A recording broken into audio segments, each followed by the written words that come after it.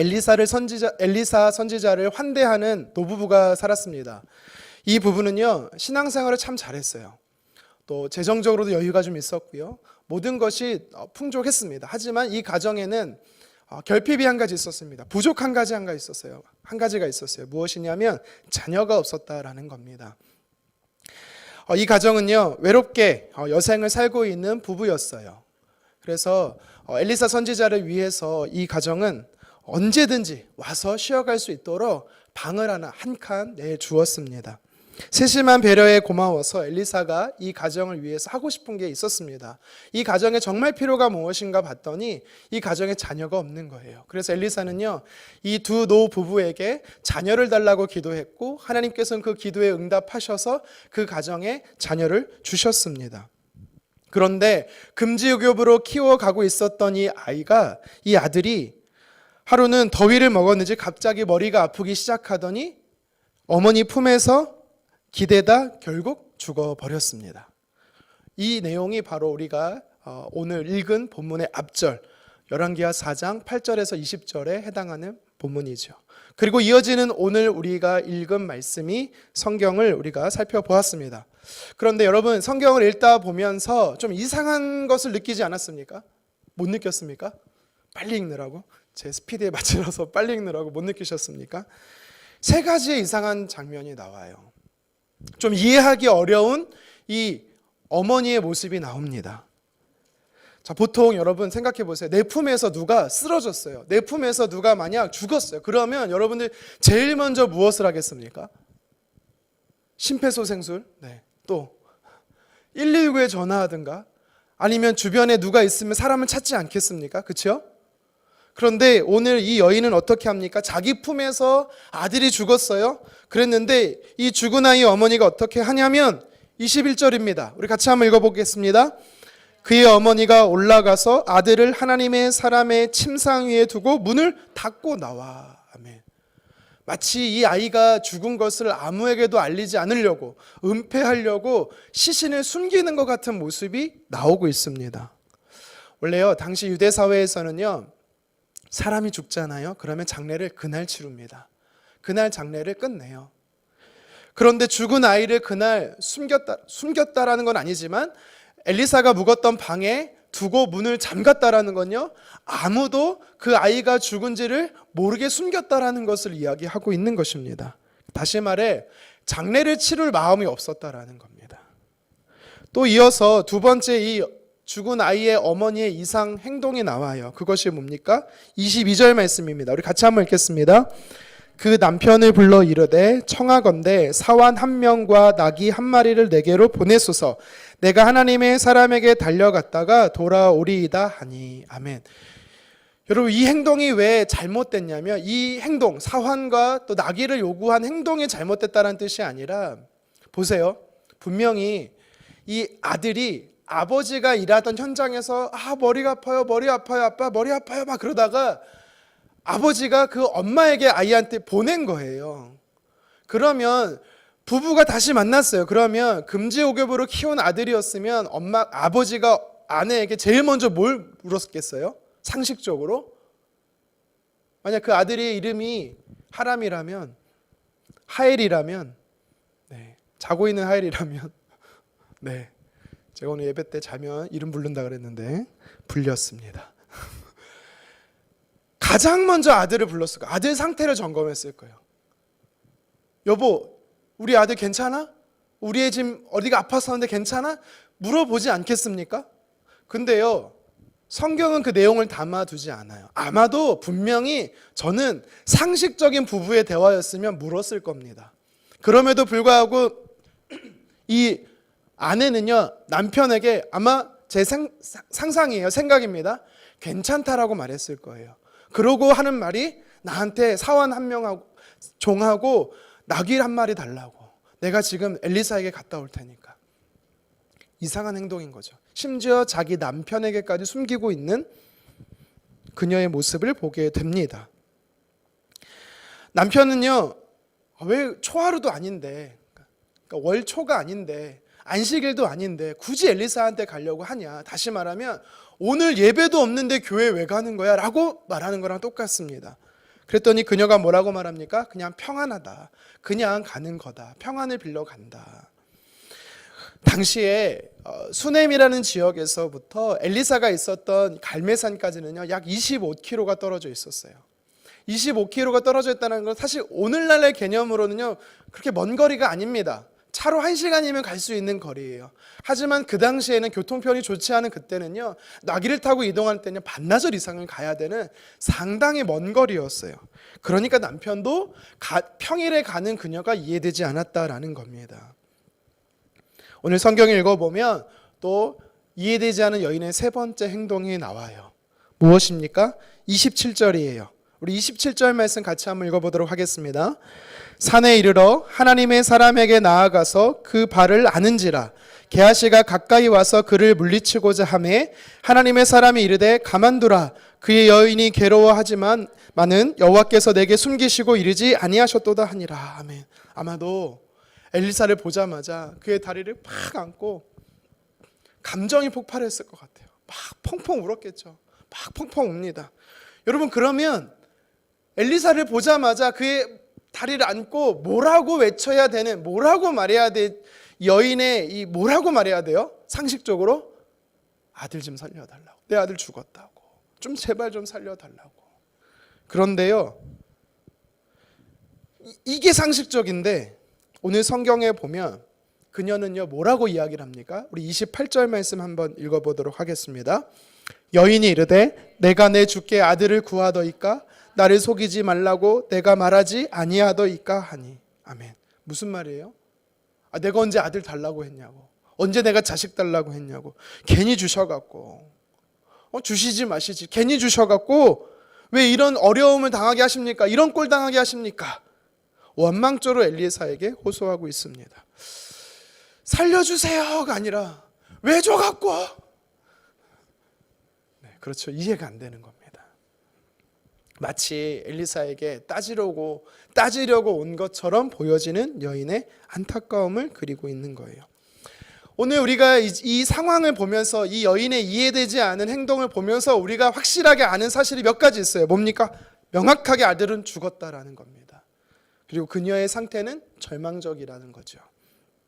그런데요, 왜 이 여인은 아무한테도 들키지 않기 위해서 엘리사가 머물던 방은요, 평소에 아무도 들어가지 않았다라는 거예요. 그곳에 가서 문을 잠궜을까요? 그리고 가장 가까운 의논해야 할 대상인 남편에게까지도 숨기면서까지도 그랬을까요? 그리고 엘리사에게 찾아와서 살려주세요가 아니라 왜 내게 아들을 줘갖고 이런 어려움을 당하게 하십니까? 라는 원망조의 모습을 그녀는 취하고 있는 것일까? 이게 뭘 말하는 걸까요? 사실 그녀는요, 엘리사에게 와서 부르짖었다라는 것은 하나님께 간절히 부르짖었다라고 우리가 해석해야 되는 것입니다. 그러니까 성경을 통해서 이 여인의 모습을 통해서 우리가 무엇을 알 수 있냐면 이 여인은요, 사실 한 가지 믿음이 있었다라는 거예요. 무슨 믿음이요? 하나님이 내 자녀를 살려주실 것에 대한 확실한 믿음이 있었다라는 것을 오늘 성경이 우리에게 보여주고 있는 것입니다.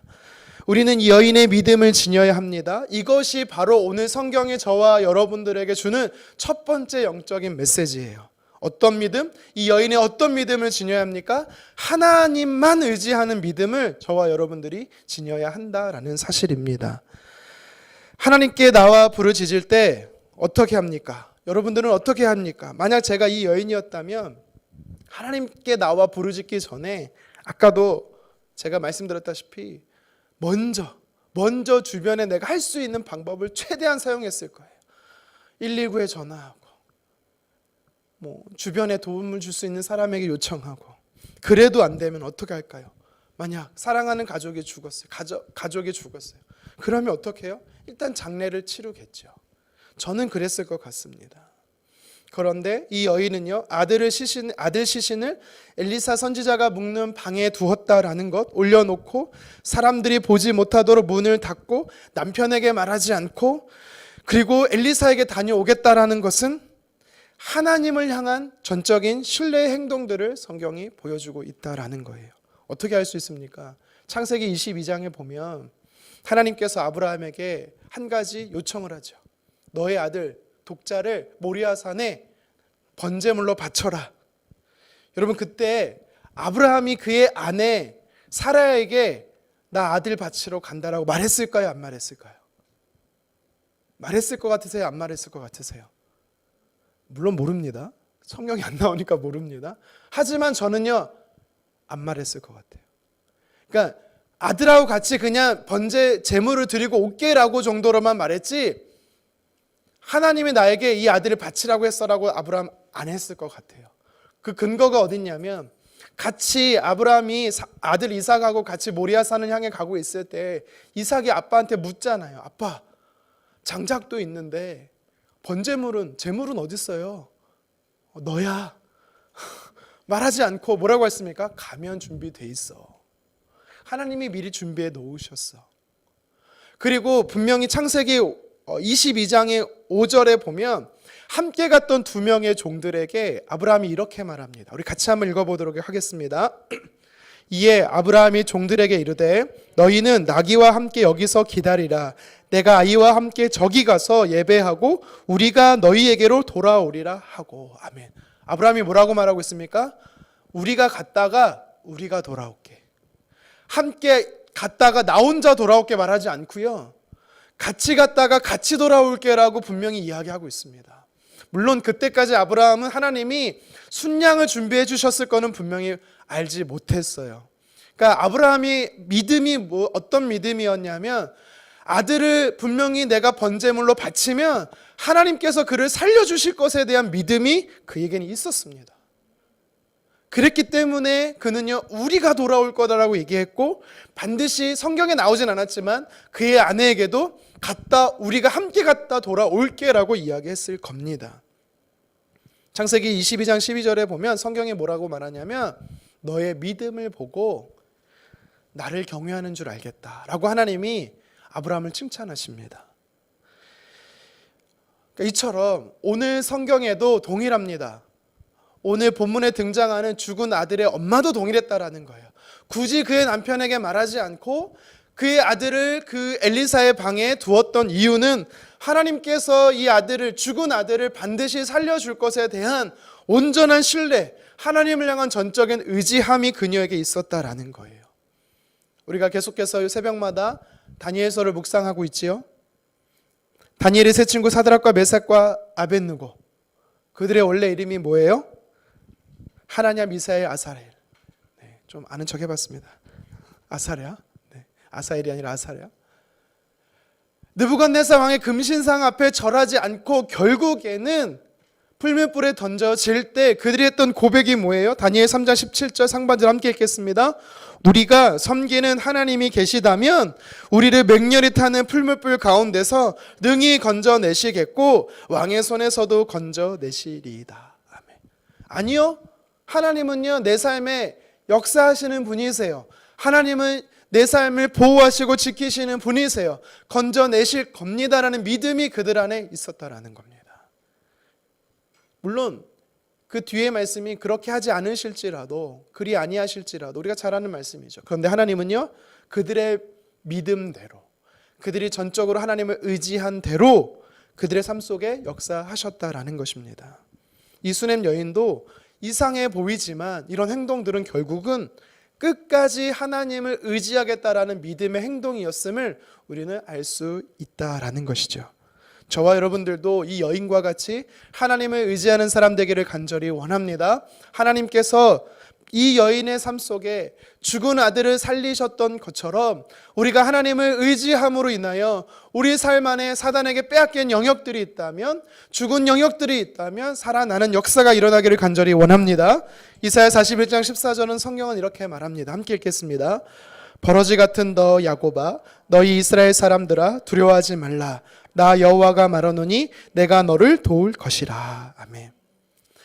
정말 미물 지렁이처럼 밟으면 죽는 그런 벌레만도 못한 우리에게, 나에게, 여러분들에게 하나님께서 뭐라고 말씀하세요? 도와주시겠다라는 겁니다. 여러분은 삶 안에 이 여인과 같이 낙심케 하고 절망케 하는 상황이 있습니까? 하나님께서 뭐라고 말씀하세요? 도와주시겠다라는 것입니다. 두렵고 근심되고 염려되고 모든 것을 잃어버리게 하는 상황이라 할지라도 하나님을 의지하고 하나님 앞에 달려가면 이 여인처럼 하나님 앞에 달려가서 하나님께 하나님의 회복시키시는 은혜를 누리기를 간절히 원합니다. 절규하는 여인의 모습을 보고 엘리사는 그녀의 아들이 죽은 것을 알게 되었어요. 그래서 어떻게 합니까? 다급히 그의 종이었던 사원이었던 게하시를 먼저 보내지요. 29절 말씀 같이 한번 읽어보도록 하겠습니다. 엘리사가 게하시에게 이르되 내 허리를 묶고 내 지팡이를 손에 들고 가라. 사람을 만나거든 인사하지도 대답하지도 말고 내 지팡이를 그 아이 얼굴에 놓으라 하는지라. 아멘. 여기서 허리를 묶다라는 것은 무슨 말이냐면 빨리 외투를 입으라는 거예요. 나갈 준비를 하고 출발하라는 겁니다. 그리고 지팡이를 줍니다. 그리고 엘리사는 사원 게하시에게 지팡이를 주면서 또 몇 가지를 이야기를 해요. 지침을 줍니다. 가면서 누구를 만나도 말 걸지 말라는 거예요. 인사하지 말라는 거예요. 혹시 아는 사람이 만나서 인사하더라도 인사하지 말라는 거예요. 굉장히 무례한 모습이긴 한데요. 결국 무엇을 이야기하는 거예요? 급하다라는 거예요. 총각을 다투는 일촉즉발의 아주 위기니까 빨리 가라는 겁니다. 조금도 쉬지 말고 정치하지 말고 25km를 달려가라는 거예요. 그리고 죽은 아이 얼굴에다가 이 지팡이를 올려놓으라라고 이야기를 합니다. 하나님께서 모세를 통해서 애굽에 보내실 때 무엇을 주셨습니까? 지팡이를 주셨지요. 여러분, 지팡이가 어떤 의미가 있을까요? 모세가 홍해를 가를 때 지팡이를 들었어요. 홍해가 갈라졌어요. 모세가 아말렉과 전쟁할 때 두 손으로 양팔을 들 때 지팡이도 함께 들었어요. 어떤 의미가 있을까요? 하나님의 신적 권위, 영적 권위를 이 지팡이를 통해서 그의 사랑하는 하나님의 백성들에게 알게 하시려고 하나님께서 지팡이를 주신 겁니다. 엘리사가 바로 가지 않고 먼저 게하시를 보냈던 이유는 타당해요. 왜요? 일단 급하게 달려온 이 죽은 아이의 어머니를 좀 진정시켜야 되거든요. 그리고 뭐라고 말합니까? 내가 같이 가줘야 된다. 엘리사한테 같이 가달라고 요청을 하잖아요. 같이 가려면 사실 빨리 갈 수가 없었던 거예요. 그렇기 때문에 뭐라고 말하는 거예요? 게하시한테 미리 가라는 거예요. 빨리 가서. 게하시가 엘리사의 말을 듣고 그대로 행합니다. 그리고 먼저 달려가요. 그리고 성경에서 보면 그의 얼굴에 지팡이를 올려놓습니다. 여러분, 지팡이를 올려놓으며 분명히 엘리사가 사환에게 지팡이를 올려놓으라 그러면 죽은 아이가 살아나게 될 것이다 라고 분명히 이야기해 줬을 거거든요. 그럼 성경은 어떻게 기록이 돼야 돼요? 죽은 아이가 살았더라. 다시 아이가 엄마를 만났을 때는 살아있는 아이가 엄마가 살아있는 아이를 안았더라라고 사실은 31절에 기록되어야 해피엔딩입니다. 그런데 우리가 읽은 31절의 성경은 뭐라고 말하고 있습니까? 같이 한번 읽어보도록 하겠습니다. 게하시가 그들보다 앞서가서 지팡이를 그 아이의 얼굴에 놓았으나 소리도 없고 듣지도 아니하는지라 돌아와서 엘리사를 맞아 그에게 말하여 아이가 깨어나지 아니하였나이다 하니라. 아멘. 최악의 시나리오가 벌어진 것이죠. 절대 일어나서는 안 되는 일이 일어났어요. 반드시 일어나야 하는 일이 안 일어난 겁니다. 엘리사에게 찾아온 여인의 마음이 무엇입니까? 엘리사가 반드시 내 아들을, 다시 말해 하나님이 반드시 내 아들을 살려줄 것을 믿었어요.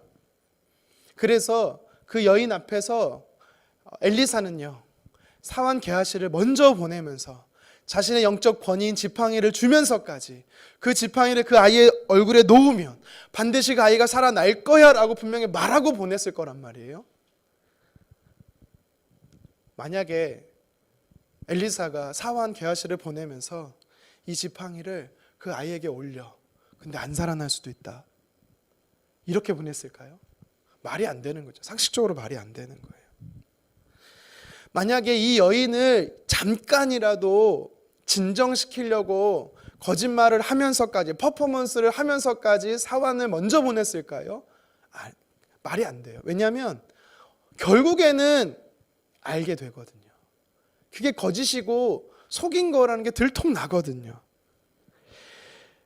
엘리사는요, 사환을 보낼 때 반드시 아이가 고쳐질 것을 확신하고 이 사람을 보낸 겁니다. 하나님께서 예수님을 이 땅에 보내실 때 인류의 십자가를 지고 인류의 모든 죄를 대신하여 십자가에 죽으실 사명을 주시고 보내셨거든요. 근데 하나님이 예수님을 보내실 때 만에 하나라도 십자가에 죽으신다고 할지라도 결코 구원하지 못해라는 의심을 가지고 보내셨을까요? 아닙니다. 반드시 예수님이 이 땅에 오셔서 십자가의 죽으심으로 모든 인류를 구원하실 것을 믿음으로 보낸 거예요. 예수님께서 뭐라고 말씀하십니까? 아버지께서 나를 보내신 것처럼 나도 너희를 세상에 보내노라. 제자들에게 이렇게 말씀하셨거든요. 그러니까 예수님의 마음은 뭐예요? 쟤는 좀 아닌데, 쟤는 가도 안 되는데, 이러면서 세상에 보내셨을까요? 너희는 가서 모든 족속으로 제자를 삼고 아버지와 아들과 성령의 이름으로 세례를 주라. 근데 넌 안 될 거야. 그러셨을까요? 아니라는 거예요. 하나님도 전적으로 믿음으로 예수님 이 땅에 보내셨고, 예수님도 그의 사랑하는, 물론 육신의 눈에 볼 때는 형편없어 보일 수 있어요. 3번이나 부인했고 끝까지 모른다 부정했고, 하지만 또 넘어질 거 아셨지만 그래도 그들을 신뢰하고 믿음으로 주님은 제자들을 보내셨다라는 거예요. 엘리사가 사환을 보낼 때도 마찬가지입니다. 분명히 하나님께서 살리는 능력을 그에게 허락하시고 보내셨다라는 겁니다. 근데 왜 엘리사의 사환 게하시는요, 살리지 못했을까요? 이것이 무엇을 의미하는 것일까요? 31절에 엘리사와 죽은 아이의 엄마가 도착했어요. 그랬을 때 엘리사를 향해서 이 사환이 이야기합니다. 제가 분명히 말한 대로 지팡이를 올려놨는데요, 듣지도 못하고 말하지도 못하고 여전히 죽어 있습니다. 그 이야기를 들은 어머니가 적지 않게 당황했을 겁니다. 뭐야? 분명히 둘이, 엘리사랑 이 엄마랑 다시 25km를 집으로 돌아오면서 무슨 이야기를 했겠어요? 물론 성경에 얘기가 없기 때문에 우리는 모릅니다. 하지만 저는 엘리사는요, 분명히 이 어머니를 위로하면서 살아났을 거예요. 걱정하지 마세요. 분명히 저는 이야기했을 거라고 봅니다. 근데 뭐야? 엘리사의 말만 따라 아들이 살아나 있어야 되는데 왜 살아나지 않은 거야? 적지 않게 당황했을 겁니다. 그런데요, 정말 당황한 사람이 있어요. 누구겠습니까? 누구겠어요? 엘리사 선지자는 너무 충격받은 거예요. 저는 그렇게 묵상이 되더라고요. 왜? 반드시 살릴 능력을 주고 보냈는데 살아나지 않았거든요. 믿고 보냈는데 왜 아무 역사가 일어나지 않았을까? 여러분, 왜 그랬을까요? 엘리사가 보낸 지팡이가 너무 빨리 간 나머지 바닥에 긁혀서 흠이 나서 그럴까요? 벽에 부딪혀서 부러져서 그럴까요? 아닙니다. 연장 탓을 할 필요는 없어요. 여러분, 지팡이는 무엇을 의미하냐면 상징적인 거예요. 수단이고 방법일 뿐이에요. 지팡이 자체에 능력이 있는 게 아닙니다. 지팡이 자체에 특별한 게 아니에요. 근데 문제는 뭐예요? 그 지팡이를 주신 엘리사 선지자, 물론 엘리사 선지자 사람이 아니라 하나님의 능력을 사실 사환은 믿었어야 되는 거예요. 하지만 사환은 능력을 주신 하나님, 기름 부으신 치유와 회복을 주실 하나님을 의지한 것이 아니라 그냥 그 지팡이 자체의 신비적인 상징적인 의미 자체로만 그는요 알았다라는 거죠. 그러니까 무슨 말이냐? 이 아이를 살릴 수 있는 능력은 하나님께 있다라는 사실을 잘 몰랐다라는 거예요. 그냥 시킨 대로 되면, 물론 순종은 참 잘했어요. 자기 주인인 종이 잘 순종했는데 순종은 참 잘했지만 지팡이를 올려놓기만 하면 사는다라는 잘못된 생각을 갖고 있었다라는 겁니다. 아니죠. 살리는 수단은 지팡이에 있었던 것이 아니라 하나님께 있었다라는 전적인 신뢰를 그가 알지 못했다라는 겁니다. 이렇게 하면 된다더라, 저렇게 하면 된다더라. 그 지팡이가 가지고 얼굴을 댔는데 변화가 없네? 지팡이 문제가 아닙니다. 지팡이를 주신 하나님, 그 하나님의 능력을 우리는 신뢰해야 되는 것입니다. 여러분, 이 모습을 보면서, 이 사환 게하시의 모습을 보면서 이 사환의 마음이, 사환의 모습이 바로 저와 여러분들의 모습일 수가 있어요. 하나님 하라고 해서 했는데, 순종했는데 왜 역사가 일어나지 않지? 여러분, 역사는요, 그 방법과 그 수단이 아닙니다. 능력을 주시는 하나님께 있는 것입니다. 빌립보서 4장 13절 같이 한번 읽어보도록 하겠습니다.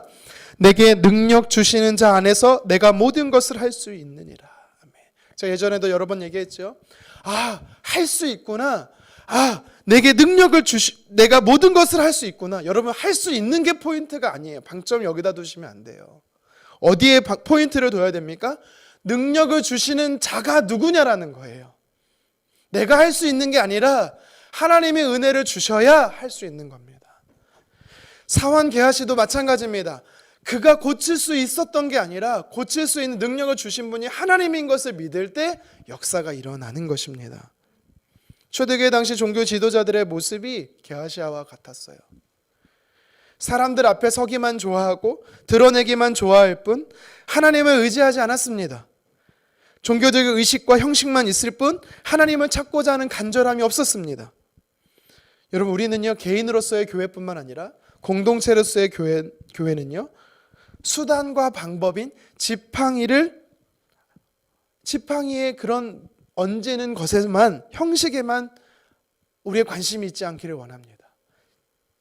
하나님을 의지하고 그 능력이 하나님으로부터 온다는 사실을 신뢰하기를 간절히 원합니다. 운동 경기 야구에서 보면요, 투수가 상대편 타자에게 난타를 당하고 있을 때, 역전의 상황 속에서 몹시 좋지 않은 상황 가운데 있을 때 감독은 어떻게 합니까? 믿을 만한 제구력 좋은 구원 투수를 내지요. 오늘 본문의 성경에도 보면 성경은요, 죽은 아이를 살리기 위해 두 번째 사람 엘리사를 사용하는 하나님의 구원의 모습을 보게 됩니다. 엘리사가 결국에는 이 아이를 살려요. 이것이 우리에게 주는 영적인 두 번째 메시지가 있습니다. 무엇이냐면, 하나님은 하나님을 의지하는 자를 통해 그 자를 쓰신다라는 겁니다. 하나님은요, 자신을 의지하는 자를 사용하십니다. 우리 아버지 되신 하나님께는요, 절망이라는 단어가 안 통해요. 왜입니까? 하나님 자체는요, 절망이라는 단어가 허용이 안 돼요. 왜냐하면 하나님 자체가 소망이 되시거든요. 교회가 아무 영향력이 없고 병든 상태여도 여전히 세상 속에는요, 빛과 소금이다라고 주님 말씀합니다. 허세 부리기 좋아하는 막대기와 같은 존재에 불과한 게하시아와 같은 저와 여러분들이지만, 그래도 주님은요, 저와 여러분들을 포기하지 않으십니다. 교회의 머리가 바로 예수 그리스도 되시고, 성령 하나님이 교회를 운행하시고, 성부 하나님께서 교회의 주인 되시기 때문인 것이지요.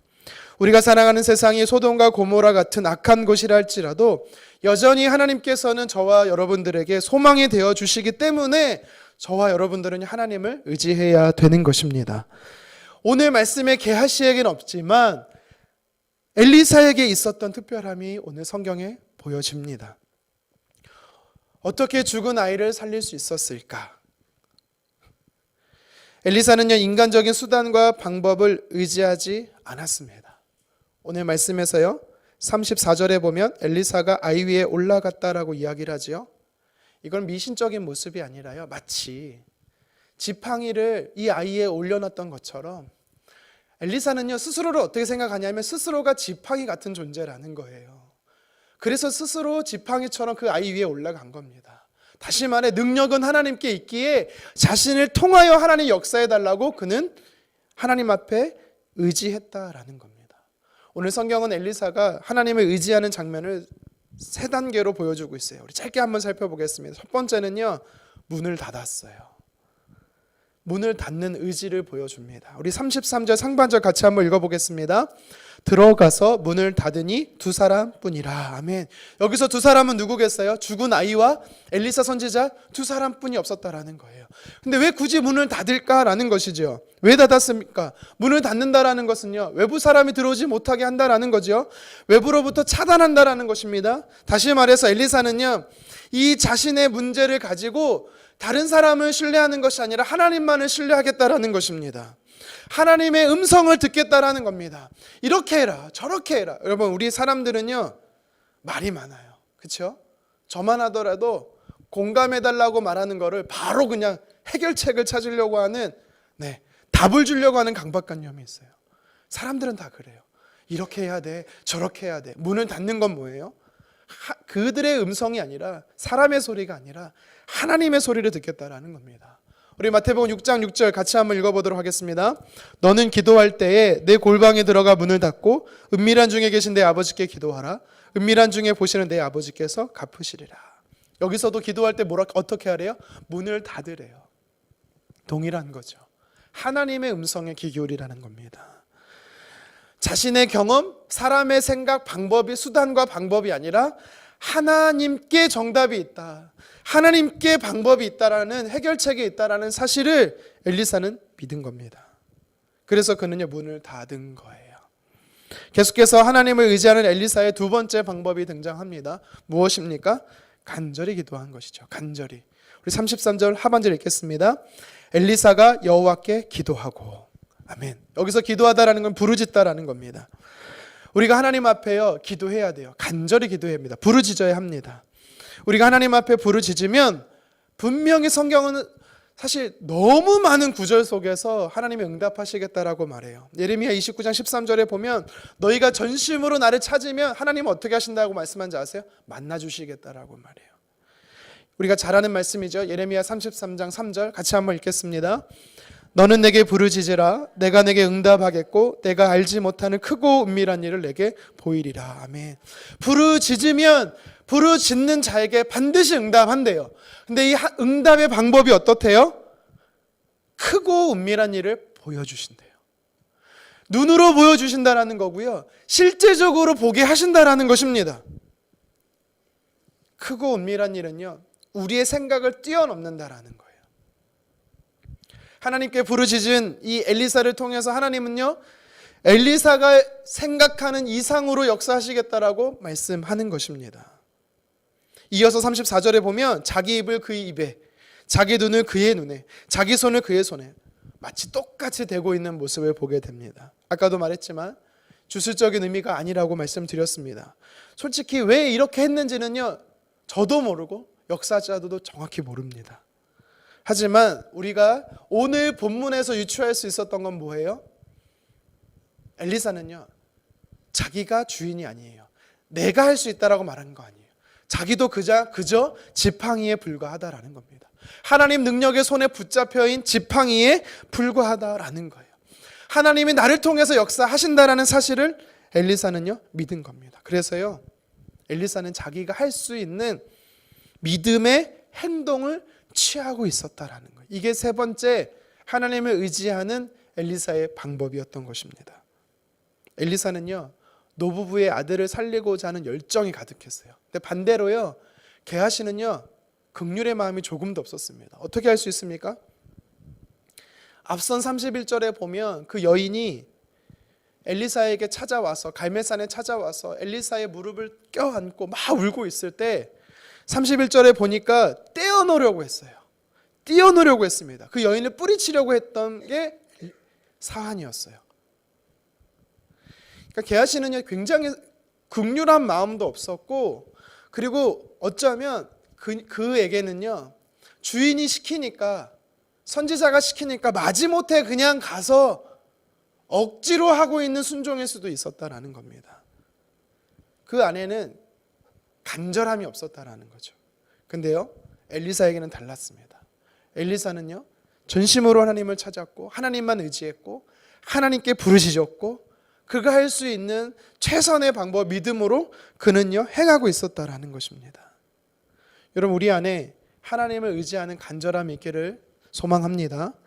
그렇게 하나님께 의지했던, 하나님을 의지하는 자를 하나님께서요 사용하셨어요. 하나님을 의지하는 개인과 하나님을 의지하는 공동체, 저와 여러분 되기를 간절히 원합니다. 오늘 성경에 보면 죽은 아이의 어머니가 하나님을 의지했더니 어떻게 됩니까? 35절 하반절에 살아있는 아들을 품에 안았다라고 성경은 말합니다. 하나님을 의지했던 엘리사를 통해서 하나님은 그를 지팡이로 사용해 주셔서 다시 살리는 역사를 그에게 행하셨다라고 말씀하는 겁니다. 하지만 하나님을 의지하지 않았던 엘리사의 사환 게하시만 그의 삶의 역사는 일어나지 않은 것입니다. 여러분의 삶 안에 죽은 아이와 같은 삶의 영역들이 무엇입니까? 건강의 문제, 관계의 문제, 자녀, 진로, 미래, 영혼 구원의 문제까지 분명한 것은요, 우리 삶 안에 그런 영역들이 분명히 있을 겁니다. 여러분, 그때 우리가 해야 할 것은 무엇입니까? 이 아이의 어머니처럼 우리는 하나님을 의지해야 되는 것입니다. 하나님을 의지하되 엘리사처럼 하나님께 우리는 문을 닫아야 되는 거예요.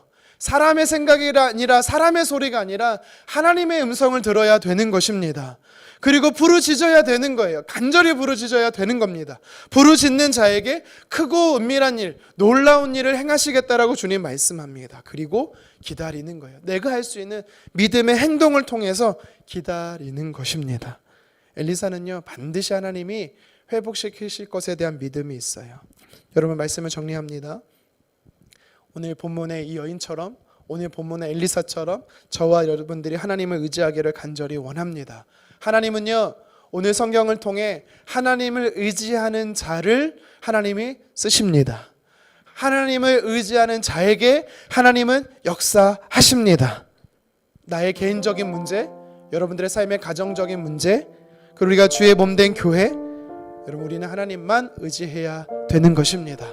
특별히 우리가 또 2024년도 새해 구정을 맞아서 새롭게 시작하는 마음을 가지고 올 한 해 하나님을 의지하는 저와 여러분 되었으면 좋겠습니다. 하나님을 의지하되 사람의 생각이 아니라 하나님의 생각을 듣는, 사람을 먼저 찾기보다 하나님 앞에 먼저 찾는, 그리고 내가 할 수 있는 믿음의 행동을 통해서 하나님의 역사를 경험하는 저와 여러분 되기를 간절히 원합니다.